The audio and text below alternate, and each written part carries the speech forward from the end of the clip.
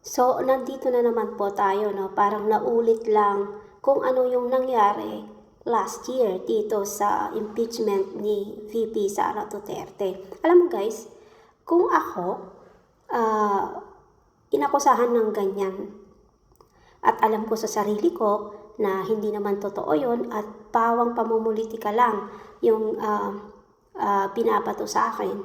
This is the perfect time, this is the perfect venue, the perfect forum para ipakita ko sa kanila na ako ay malinis at wala talagang ginawang anomalya.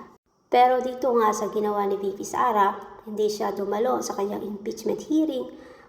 First impeachment hearing ngayong araw na to sa House. Parang pinaigting lang niya at parang sinabihan lang niya yung Justice Committee na talagang meron siyang itinatago dahil dito nga sa kanilang taktika na ginamit na parang inulit lang din kung ano yung taktika na ginawa nila last year. Kung wala naman akong tinatago, bakit pa ako hindi sisipot, diba? Ang dali-dali lang, simple-simple lang. So, malinaw na dapat talaga na ituloy ito impeachment trial para sa kanya dahil nga sa mga ginigesture niya na ganito.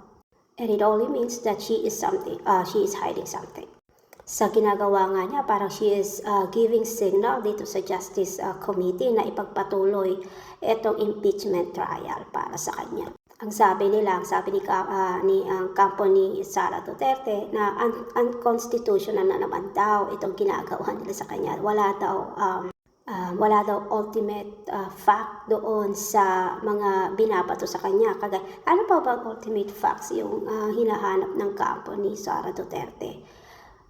Gayong siya na mismo ang nagsabi on her live before, diba, nung nag-rant siya sa live niya before na meron na nga siyang hinire na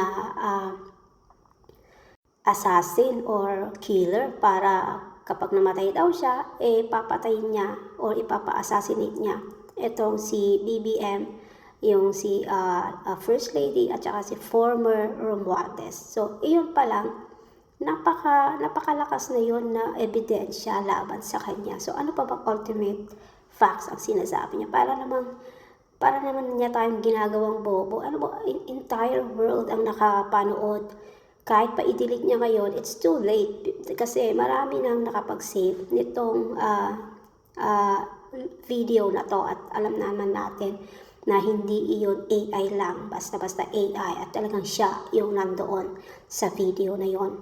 Pangalawa, yung mga sinuhulan niya sa DepEd para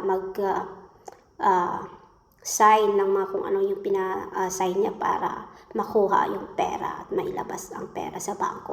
Yung mga kaso na yon, it's a betrayal of public trust ang pwede nilang ipataw sa'yo dahil malalakas na ebidensya yun, guys. Wala pa doon yung mga fictional characters kagaya ni Mary Grace Piatos at yung mga kasama niya. So, kung yung mga yun ay hindi naman totoo at alam mo sa sarili mo na hindi mo ginawa, you should face the Justice Committee. Parang ipakita mo sa kanila na wala kang nga namang ginawang masama. Hindi yung magtatago ka tapos magtatago ka na naman sa likod ng Supreme Court. Alam mo, ito pa ha, pag itong Supreme Court, well, pinalampas na natin kung ano yung ginawa nila last year. No? Dahil meron silang nakitang ground nga na ito nga ay unconstitutional. Pero ngayon, ito, pag ginawa na naman, pinalusot na naman nila ito si VP Sara, nako, hindi na yan palalampasin ng taong bayan. At it's clearly na talagang pinagtatanggol nila at pinagtatakpan kung ano yung ginawang krimen nitong si Sara Duterte.